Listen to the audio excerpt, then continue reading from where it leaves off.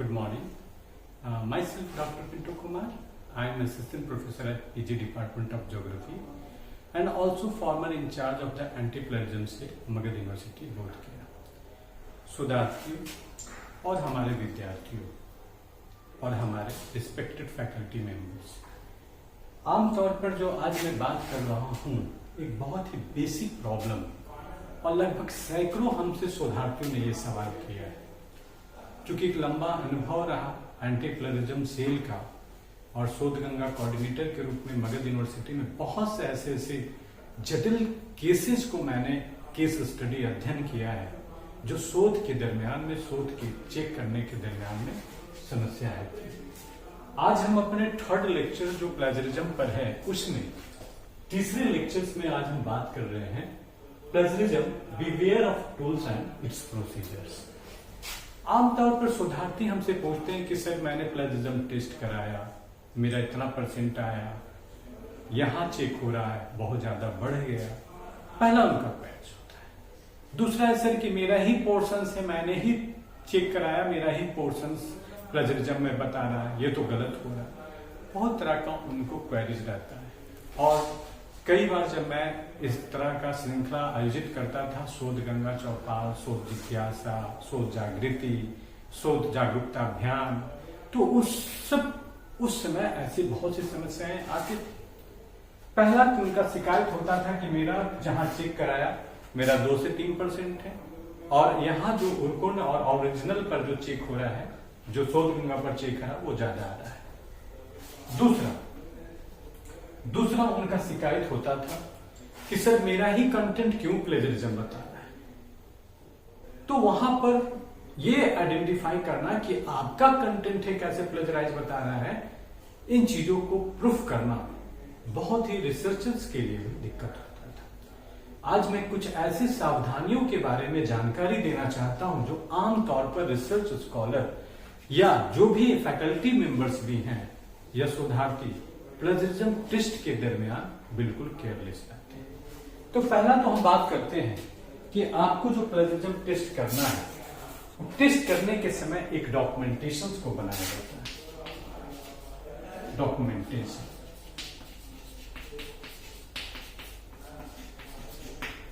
और डॉक्यूमेंटेशन का नाम सिर्फ जो होना चाहिए, रिसर्च स्कॉलर अपने नाम पर, अपने थीसिस का नाम पर, अपने चैप्टर्स के नाम पर और हो सके तो उसमें सुपरवाइजर का भी नाम और शॉर्ट वे में यूनिवर्सिटी का भी नाम लिखें। जैसे मान लो कोई है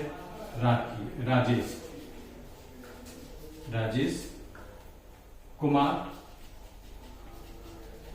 पीएचडी हो सकता है, पीएचडी, और उसके बाद किसमें हिस्ट्री और कोई टॉपिक का नाम। इस तरह का डॉक्यूमेंट अगर आप अपने कंटेंट को चेक करने के पहले बनाते हैं तो पहला यह है कि आप कोई भी डॉक्यूमेंट जब चेक कराने जाएंगे तो हमेशा वो आपको ये शो करेगा। तो इसमें जो प्लेजरिज्म इंचार्ज होते हैं, जो सेल के कोऑर्डिनेटर होते हैं, जो सेल को देखते हैं, उनको आसान होगा आपको आइडेंटिफाई करने में। आमतौर पर रिसर्च स्कॉलर इन चीजों को ध्यान नहीं रखते हैं, वो चले जाते हैं, उनको जानकारी और क्या डॉक्यूमेंट पे लिखा उसके बाद चेक कराएं।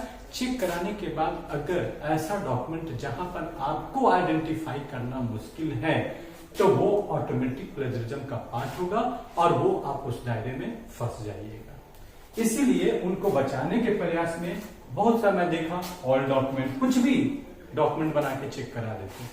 तो कैसे आइडेंटिफाई होगा कि ये थीसिस जो है या ये जो रिसर्च पेपर जांच हुआ है ये उसी का है। इसीलिए फाइल का सेव करते समय ध्यान रखना चाहिए। दूसरा जो इंपॉर्टेंट है जिस पर मैं बात कर रहा हूं कि आप डॉक्यूमेंट कहीं से चेक करा रहे हैं तो ये जरूर ध्यान रखिए कि आप जिस विश्वविद्यालय से जुड़ा हुआ रिसर्च स्कॉलर हैं उसी जगह से आप डॉक्यूमेंट को चेक कराएंगे। क्योंकि आम बहुत आसान नहीं है, लोग ये समझते हैं कि कहीं से भी चेक करा लेंगे, रिपोर्ट आएगा बस मैं दे दूंगा। नहीं, बहुत बड़ा संबंध है आपको चेक कराने में। जहां आप जिस विश्वविद्यालय को विद्यार्थी शोधार्थी उसको छोड़ के दूसरे विश्वविद्यालय में बनाते हैं तो तुरंत ये डेटा मेटा डेटाबेस जो है वो उस विश्वविद्यालय के कंटेंट के हिसाब से अपलोड होता है, और आपके विश्वविद्यालय में जब चेक होता है तो दूसरे विश्वविद्यालय का आप ही के नाम पर कंटेंट बता देगा, जो कॉपीराइट से उल्लंघन माना जाता है। किसी का भी ओरिजिनल वर्क थीसिस जो होता है वो उस विश्वविद्यालय की कॉपीराइट्स के दायरे में आता है, और आप जानकारी के बिना यदि इस सोर्स को किसी दूसरे विश्वविद्यालय, संस्थान, कहीं से भी उस शिक्षक से, उस सेंटर से अगर आप चेक कराते हैं तो आपका ही थीसिस मेटा डेटा दूसरे विश्वविद्यालय के थ्रू इनफ्लिबनेट के साइट पर चला जाएगा, और फिर आपके ही विश्वविद्यालय उसको प्लेजराइज कर देगा। ये सेल्फ प्लेजरिज्म के दायरे में आता है, लेकिन क्योंकि आपने उल्लंघन किया, जानकारी नहीं थी, इसीलिए आप बचे कि किसी भी दूसरे विश्वविद्यालय से थीसिस को जांच कराने से बचे। आपका विश्वविद्यालय में जब इनफ्लिबनेट जो भी है प्लेजरिज्म टेस्ट होता है वो इनफ्लिबनेट के माध्यम से होता है। मैं थोड़ा सा जानकारी देना चाहता हूं। इनफ्लिबनेट क्या है?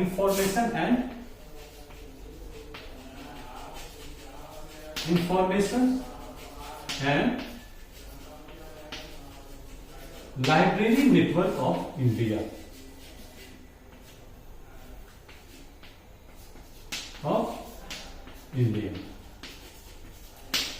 ये एक वर्चुअल लाइब्रेरी है जो करता क्या है, यूनिवर्सिटी ग्रांट कमीशन की सेक्शन 2B के तहत जिसको मान्यता प्राप्त है और 2F के तहत वो उसके साथ MOU करता है ना, मेमोरेंडम ऑफ अंडरस्टैंडिंग। उस MOU के तहत इनफ्लिबनेट एक वर्चुअल लाइब्रेरी है जिसके तहत आपको डेटा जो है वो उसके साथ शेयर करना है, और उसी शेयर के आधार पर ये अपना बहुत कंटेंट बनाता है। जिस समय शोध गंगा हुआ था उस समय बहुत से ऐसे सॉफ्टवेयर थे जो काफी प्रभावी काम कर रहे थे। टर्निटिन था, ये इसी का उर्कुन था, लेकिन वर्तमान समय में शोध गंगा का आज के डेट में अगर देखें तो 4,85,000 थीसिस अपलोड है। इतना रिच थीसिस किसी भी सॉफ्टवेयर और सेंट के पास नहीं है। उसके बाद सिनॉप्सिस है 12,000, कई PDF का है, और साथ ही साथ इंटरनेट पर आने वाले सारे कंटेंट प्लेजरिज्म के दायरे में आता है। लेकिन आमतौर पर शोधार्थी करते क्या है, इसको नेग्लेक्ट करते हैं और कहीं दूसरे जगह चले जाते हैं और चेक करा लेते हैं, तो आपका कंटेंट प्लेजराइज्ड हो जाता है। तो पहले मैं बारी बारी से चीजों को डिस्कस करूंगा कि शोध प्लेजरिज्म के दरमियान किस किस चुनौतियों को हमें बचना चाहिए। तो पहला तो होता है कि हमें जिस विश्वविद्यालय का हम शोधार्थी हैं उसी जगह से चेक कराना चाहिए। सुधार करने का मौका मिलता है, अवसर मिलता है, आपको कराते रहना चाहिए। इससे आपकी कंटेंट की ओरिजिनलिटी बचेगी। चेक कराने के पहले आपका डॉक्यूमेंटेशन का जो फाइल है वो प्रॉपर नाम, डिपार्टमेंट और टॉपिक के हिसाब से सेव होना चाहिए, ताकि अगर आप बार बार चेक कराएं तो आपको ये पता चल जाए कि आपका ही कंटेंट है जो बार बार प्लेजरिज्म में उसके साथ मैच कर रहा है, जो आमतौर पर शोधार्थी इस सावधानियों को नहीं समझते। तीसरा जो सबसे बड़ा प्रॉब्लम आया कि आजकल जो शोधार्थी हैं वो शोधार्थी ज्यादातर ओपन सोर्स प्लेजरिज्म इंटरनेट पर जाते हैं, और इंटरनेट पर जाने के क्रम में जो उनको ओपन सोर्स मटेरियल मिला उस पर जाके प्लेजरिज्म टेस्ट कर लेते हैं। मेरे सामने ऐसे बहुत से केसेस आए जिसमें शोधार्थियों का कहना था कि मेरा 2 से 3% है सर, और आपके प्लेजरिज्म जो है उर्कुन का सॉफ्टवेयर में बता रहा है कि 35 से 40%।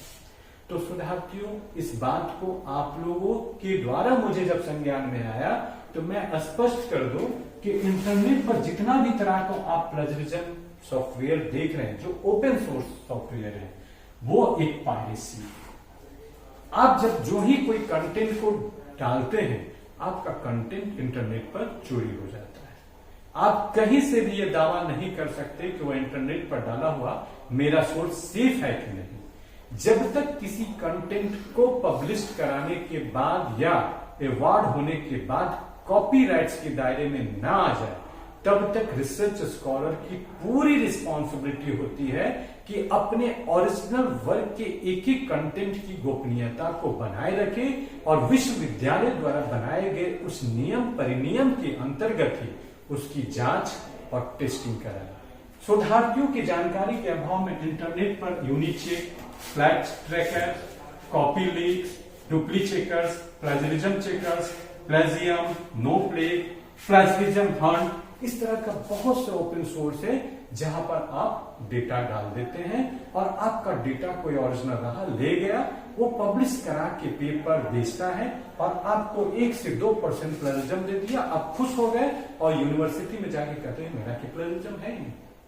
और जब वो कंटेंट चोरी हो गया तो आप जो ही यूनिवर्सिटी में टेस्ट कराएंगे आपका ऑटोमेटिक प्लेजरिज्म हाई हो जाएगा। ये अक्सर असावधानियां शोधार्थियों के द्वारा बरता जाता है। मैं पहले ही बात कर रहा हूं, आखिर यूजीसी ने आईयूसी के तहत जो है एक अंडरटेकिंग इंडिपेंडेंट बॉडी के रूप में इन्फ्लिबनेट को क्यों सेंटर बनाया? इसकी वजह यह है कि प्लेजरिज्म का जो मार्केट है वो रोका जाए और ऑथेंटिसिटी के साथ प्रमाणित किया जाए। इसीलिए यूजीसी के रेगुलेशन 2008 में ये जो इंटीग्रेशन और prevention of plagiarism in higher institutions ने इस बात को श्योर किया गया कि it is mandatory to submit 1 page of plagiarism report along with the every thesis before the award of any degree, PhD और MPhil। तो उसके लिए ये बनाया गया ताकि कोई बाहर का सोर्स आपको सहारा न दे। अब मैं एक चीज समझाता हूं, इन सारे चीजों का मेटा डेटा क्या है? 0। प्लेजरिज्म कहां टेस्ट हो रहा है? आप जो ही प्लेजरिज्म डालेंगे उसका जो मेटा डेटा है जहां फिल्टर होगा वो कंटेंट से फिल्टर होगा। आप ये क्यों समझ जाते हैं कि हम यहां डालेंगे तो हमारा जरा से कम आ जाएगा, प्लेजरिज्म बच जाए? बिल्कुल नहीं। प्लेजरिज्म एक मेटा डेटा बेस से फिल्टर होता है और वो मेटा बेस की ऑथेंटिसिटी और प्रामाणिकता अभी एक एमयू के तहत इन्फ्लिबनेट सेंटर को दिया गया। जिस सोर्स में कोई डेटा ही नहीं है, कोई मेटा ही डेटा नहीं है, तो आपको फिल्टर कहां से होगा? आफ्टर ऑब्वियसली किसका कोई कैच करने वाला नहीं है, कोई प्रोसेसिंग करने वाला नहीं है, तो जब इसकी कंटेंट ही नहीं है तो आपको 0, 1, 2 तो देगा। सबसे ज्यादा डेटा इस पर है और इसी के साथ चेक होता है। तो आपको ओपन सोर्स, ये पायरेसी जो है, जितने सॉफ्टवेयर जो इंटरनेट पर आप फ्री देखते हैं अब आप डेटा को डालते हैं, इससे बिल्कुल परहेज करें, बचने का काम करें। क्योंकि स्पष्ट तौर पर है ये प्लेजरिज्म चेकर, जो भी ओपन सोर्स आप प्लेजरिज्म टूल्स को आप देख रहे हैं, प्लेजरिज्म चेकर को देख रहे हैं, प्लेजरिज्म टेस्टिंग जो भी ऑनलाइन आपको मिल रहा है, वो आपको डेटा को चोरी करता है, आपके थीसिस को चोरी करता है, इंटरनेट पायरेसी के तहत, और आपकी कंटेंट को मार्केट में बेचा जाता है। और यही गलती आमतौर पर स्कॉलर्स कर रहे हैं। ये किसी को नहीं बताते हैं, ना अपने शोध निर्देशक को बताते हैं, ना टीचर्स को बताते हैं, ना कोऑर्डिनेटर्स को बताते हैं, और छुप कर वो जाते हैं, चेक करा लेते हैं, और जब यहां चेक कराते हैं तो उनका पूरा प्लेजरिज्म हो जाता है। मैं ऐसे शोधार्थियों के लिए, ऐसे जो भी काम करे उनको मैं सावधान करना चाहता हूं। आपका ओरिजिनल वर्क की प्रामाणिकता और सेफ्टी कहीं है तो आप जिस विश्वविद्यालय के तहत रजिस्टर्ड रिसर्च स्कॉलर हैं वहीं आप चेक कराएंगे तो आपकी कंटेंट बिल्कुल ओरिजिनल और सेफ है। कहीं दूसरे संस्थान, दूसरे विश्वविद्यालय के शिक्षक, दूसरे जगह सेंटर या किसी भी इंटरनेट पर ओपन सोर्स से अगर आप अपने कंटेंट को चेक करवा लिए हैं तो आपकी थीसिस की कॉपी सेफ्टी पर पूरे सवाल है, आपकी सेफ नहीं है। वो कंटेंट ऑलरेडी प्लेजराइज्ड होगा और उसकी परेशानी आपको भुगतना पड़ेगा।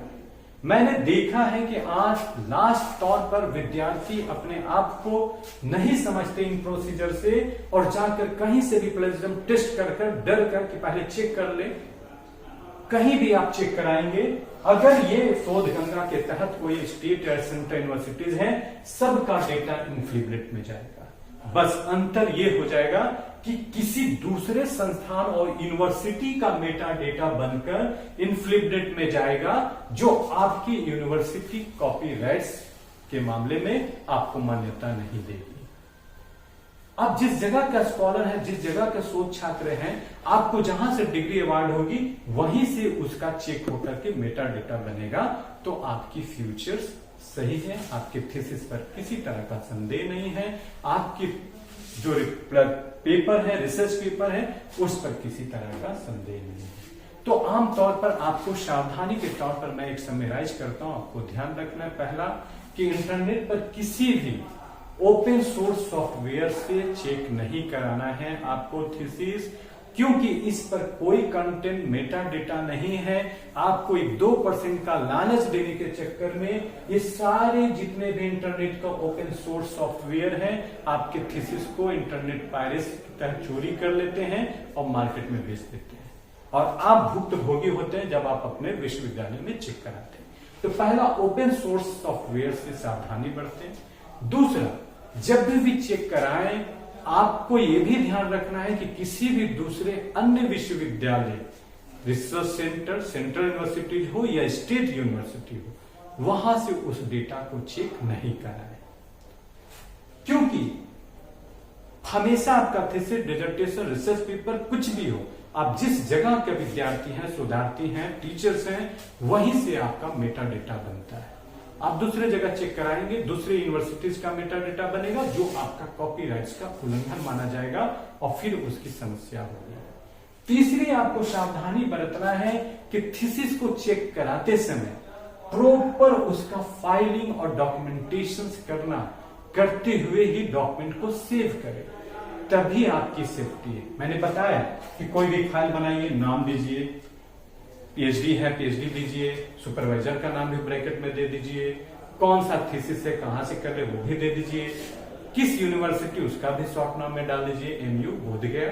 तो अगर ये डॉक्यूमेंटेशन है तो कहीं भी खुलेगा, कोई भी चेक करेगा, बार बार भी चेक करेंगे तो आपको यही शो करेगा जो आपको प्लेजरिज्म के दायरे में सेफ्टी प्रोवाइड करेगा।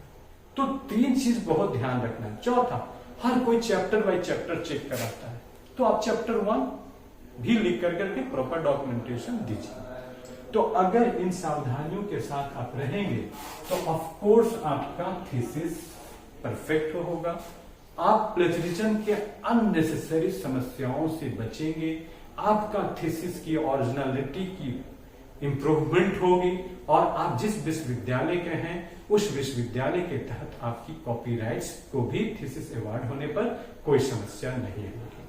विद्यार्थियों, इन छोटी छोटी समस्याएं हैं, लेकिन इन समस्याओं का बहुत व्यापक लेवल पर आपके साथ ये हमेशा महसूस हो रहा है। तो आप अवेयर रहें, सचेत रहें, कुछ प्लेजरिज्म के दरमियान कुछ सावधानियों को समझें, और उन सावधानियों को समझते हुए मैंने जो प्रॉपर गाइडेंस दिया है उसी गाइडेंस के तहत आप उसको चेक कराएं, जिसको उर्कुन पहले ओरिजिनल उर्कुन था, ओरिजिनल है, ये सॉफ्टवेयर जो है शोध गंगा पर निरंतर चेक करवाया जा रहा है। तो इन्हीं कुछ शब्दों के साथ मैं आज का यहाँ लेक्चर अपना समाप्त करता हूँ। Thank you.